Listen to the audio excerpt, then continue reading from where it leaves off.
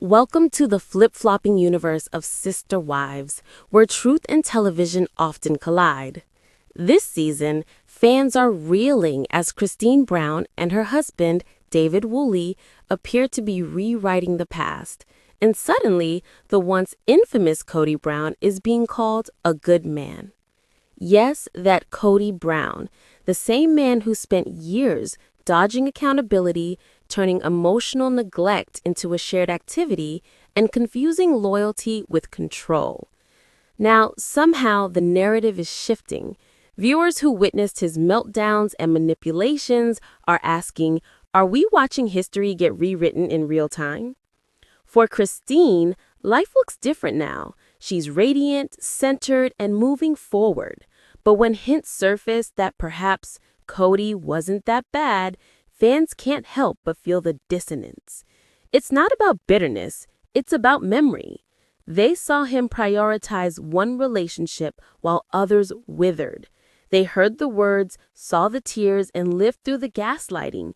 So hearing Kody labeled a good man feels like emotional whiplash, a softer edit of a story that once burned raw and real. Behind the polite words, legal strategy or forgiveness? Here's the truth few realize. Christine's sudden shift in tone may not come from forgiveness, but from a court order. At the time of filming, Christine was legally prohibited from speaking negatively about Kody in front of their daughter Truly. The restriction stemmed from a custody dispute, not a PR move. And Christine, being cautious and protective, knows how far her words reach. In an age of endless clips, fan edits, and replays, anything she says could eventually reach Truly. So she's careful. Her statements are intentional, legally clean, emotionally neutral, and network safe. That good man line, likely less a reflection of her heart and more a demonstration of her discipline. Christine's mastered the art of strategic silence. She's not rewriting history, she's managing it. Meanwhile, Kody Brown is still spinning out. While Christine's tone softens, Kody's volatility does not. The calmer everyone else becomes, the more unhinged he seems. His outbursts, self-pity, and contradictions continue, and the timing tells a story all its own. When Kody moved out of his hash knife property, he told everyone he never wanted to see or think about Christine again. The house sale officially sold in November 2024, precisely when the show was airing some of his most explosive episodes. But that same month, Kody was served in a child support case in Utah, one sealed from public access and hidden from the record. On screen, he ranted. Off-screen, real life caught up. The house sale symbolized emotional closure, while the court filings proved that legal ties and financial responsibilities still bound him to the woman he claimed to despise. The parallel realities, TV versus courtroom. As the episodes aired, two storylines unfolded simultaneously: Kody's emotional unraveling on television and Christine's quiet legal pursuit in real life. He shouted, justified, and portrayed himself as the victim, while she remained calm, composed, and strategic, handling the paperwork that would finally sever their last financial ties. Even more ironic, Kody's public rants violated his own restrictions. He was barred from disparaging Christine, and there he was on national TV doing exactly that. It's the perfect snapshot of who he's become. A man too caught up in his own ego to recognize his contradictions. The core of his anger? Control and money. So, why is Kody still so furious? Simple. Control. Christine's independence cost him more than pride. It cost him financial power. When she walked away, the balance shifted. Property sales, child support, and a loss of authority. All of it stung. And every time money enters the equation, Kody's composure disappears.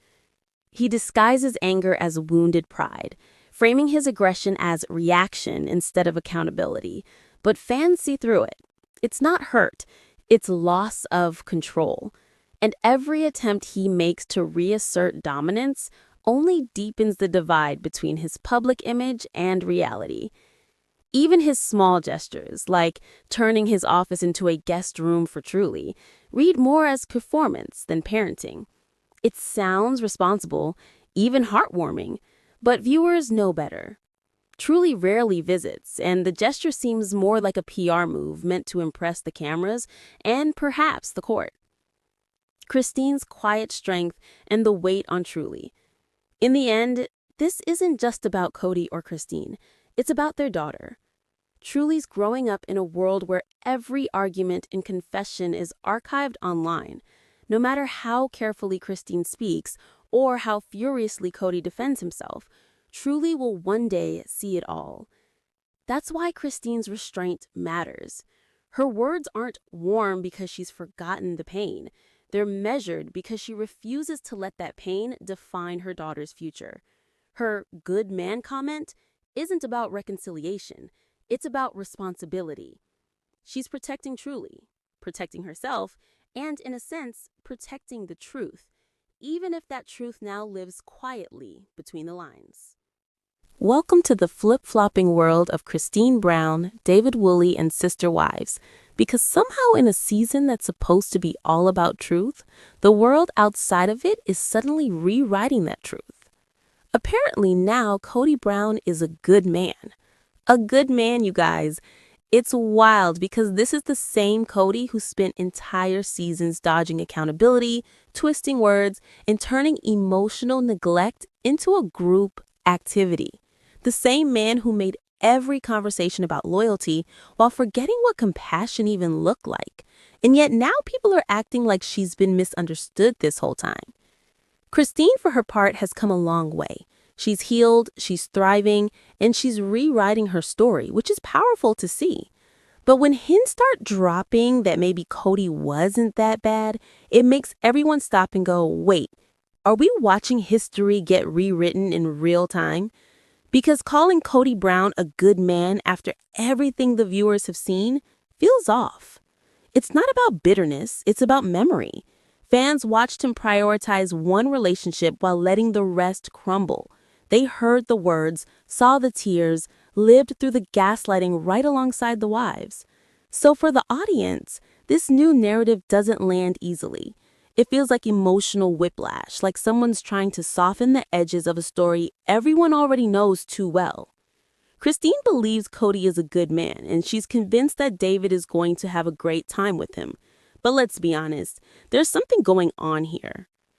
One, they need content for a show, because when things start feeling too calm, too settled, that's when the cameras get restless. It's almost like they're building the storyline where everyone suddenly gets along just to keep the momentum going. The Kody's not so bad after all narrative gives them something new to spin, especially now that most of the real drama has already burned out.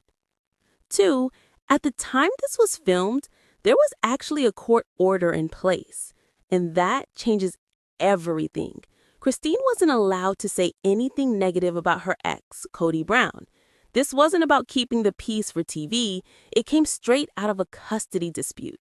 The order specifically stated that she couldn't disparage Kody in front of her daughter Truly.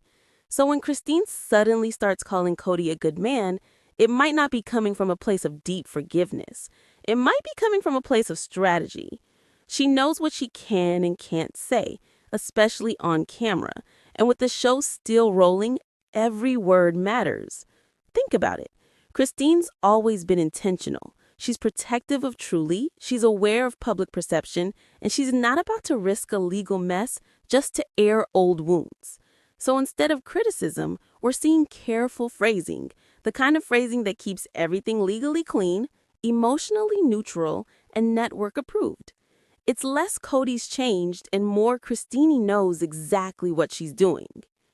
Some people would argue that public statements made by Christine about Kody could still be perceived as in front of Truly, even if she never actually hears them. Because in the age of the internet, everything lives forever. Clips, interviews, podcasts, fan edits, and all it takes is one scroll years from now for Truly to see it herself. That's why Christine's been so careful with her words this season. You can feel that she's filtering. choosing her tone, walking that tightrope between authenticity and responsibility. But here's the interesting part. While everyone else seems to be on their best behavior this year, there's one person who clearly didn't get that memo: Kody Brown. He's still the same whirlwind of defensiveness, ego, and emotional chaos that fans have come to expect. It's almost like the calmer everyone else gets, the more he spins out. And honestly, that contrast makes it even more obvious who's really grown and who's just pretending. Kody Brown, while moving out of his home, made it very clear that he never wanted to speak to Christine again. He didn't even want to think about her. He was furious and he made sure everyone knew it. That's exactly what he told his brother at the time. But here's where things get interesting. Do you know when he moved out of that house? Do you know when it officially closed? Anyone want to take a guess? That house, the Hash Knife property, sold in November of 2024. Now think about what was happening in November of 2024. The show was in full swing, emotions were still raw, and the public narrative around Kody and Christine were shifting fast. The timing isn't just a coincidence. It lines up almost perfectly with the emotional unraveling we were watching on screen. While Kody was telling people he was done with Christine, real life was moving right alongside the storyline. The sale of that house almost symbolized the final closure between them, the physical end of what was already spiritually and emotionally over. In November 2024, right around the same time that Kody Brown's Hash Knife house sold, something else major was happening behind the scenes. Kody was officially served in a child support case in Utah, his first. Now, here's where it gets even interesting. That case, it's sealed, completely locked away from the public record. You can't access it, you can't verify it, you can't even find the filing, because Kody Brown was granted special privileges. It's one of those moments where the timing tells a bigger story than the show ever will. On camera, Kody's raging, moping, trying to act like he's done with Christine.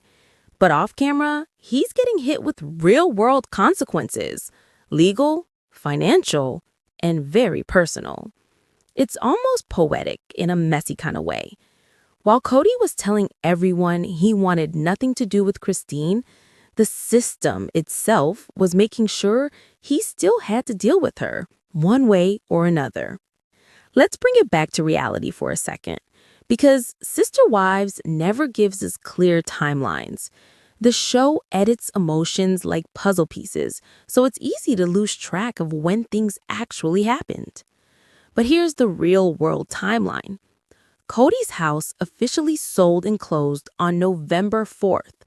That's the exact moment everything started colliding, both on and off camera. Because while Kody was busy saying he never wanted to speak to Christine again, while he was venting and playing the victim, something else was happening behind the scenes.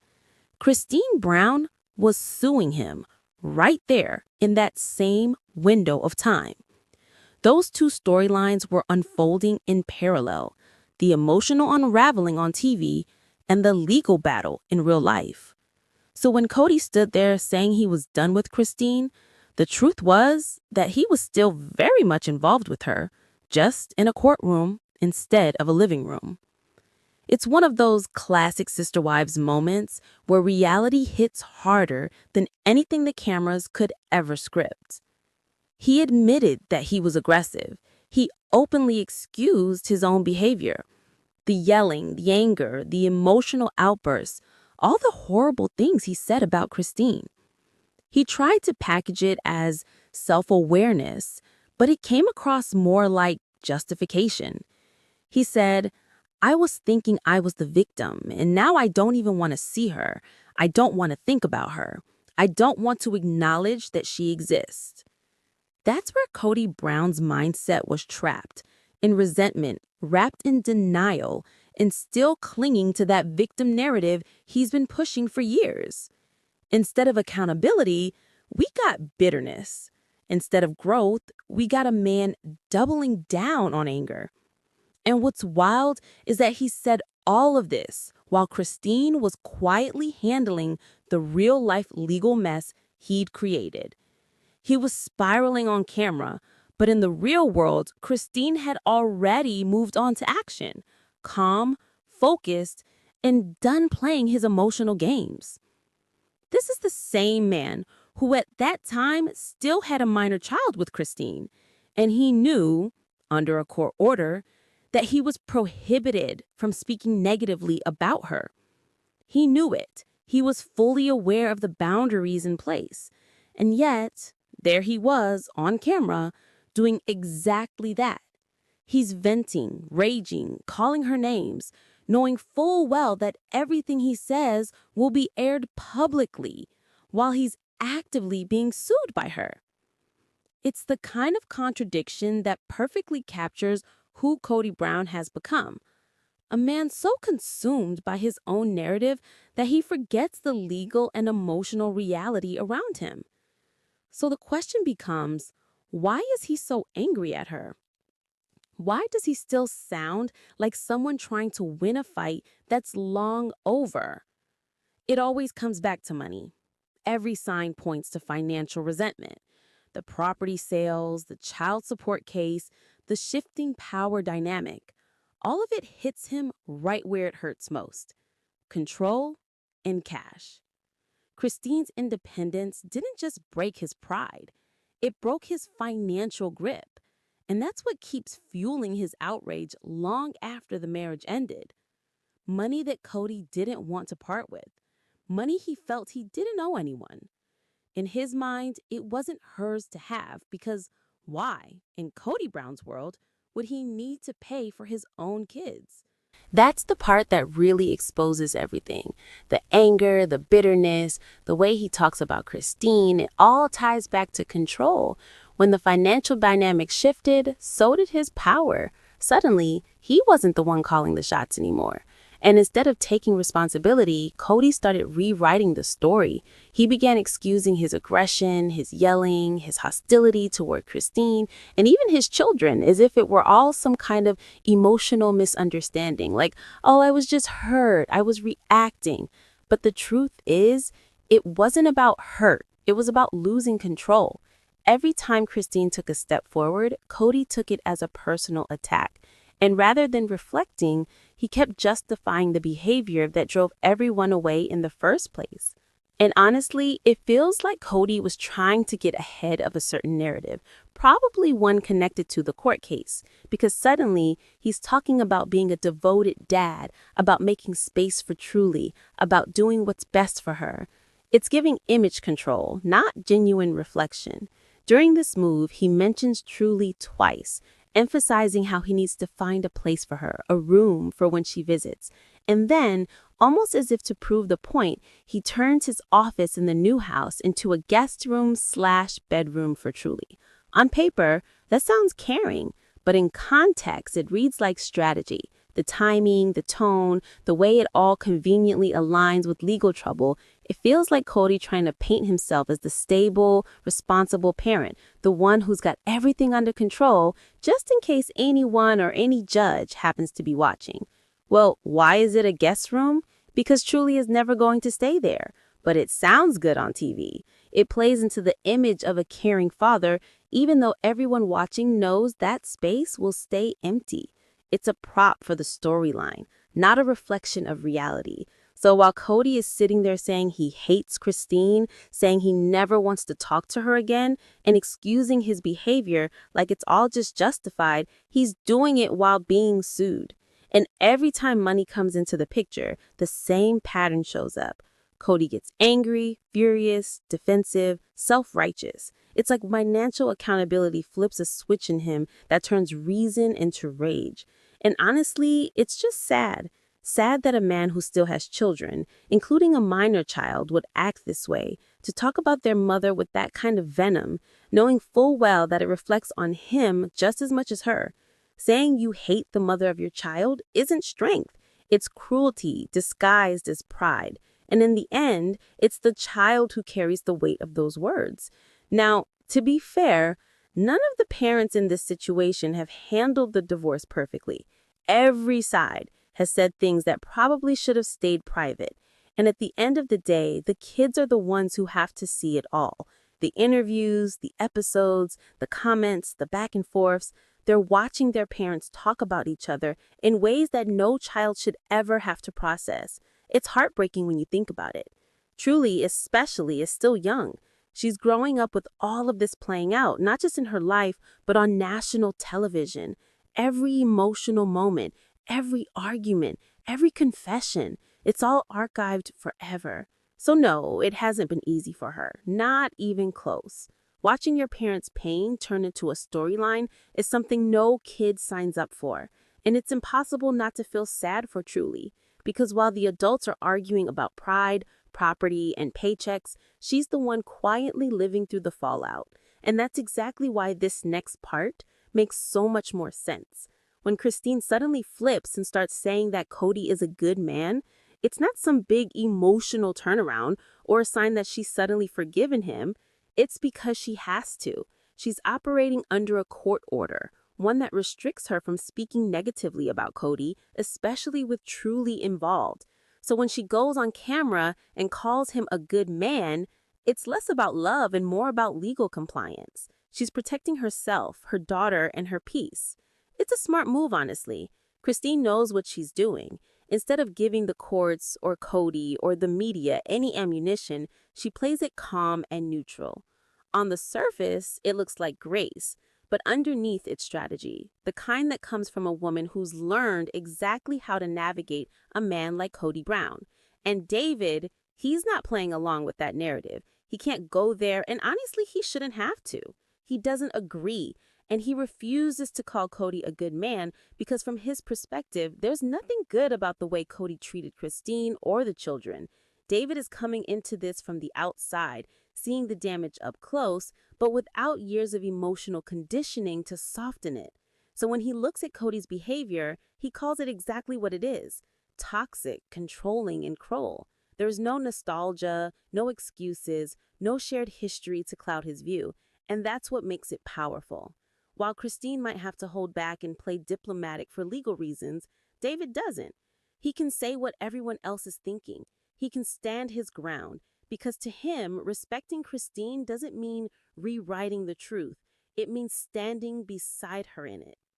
You know, it's actually kind of funny because it really feels like Christine is just trying to put her best foot forward. She's saying all the right things, keeping it positive, playing it calm. But honestly, it doesn't even seem like she believes what she's saying.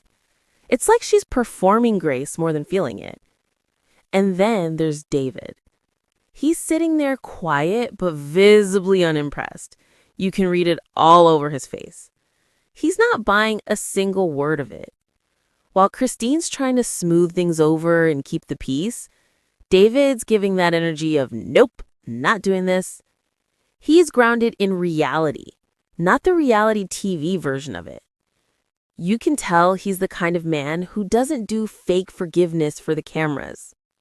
So while Christine's navigating the careful dance of public image and court orders, David's just not having it. And honestly, that contrast between them says everything. And David isn't under any sort of court order. He doesn't have to say anything nice. He doesn't have to hold back. And honestly, that's fair. David could probably say a lot of things about Kody, things that would sting. Because at this point, he likely knows more about that marriage than viewers ever will.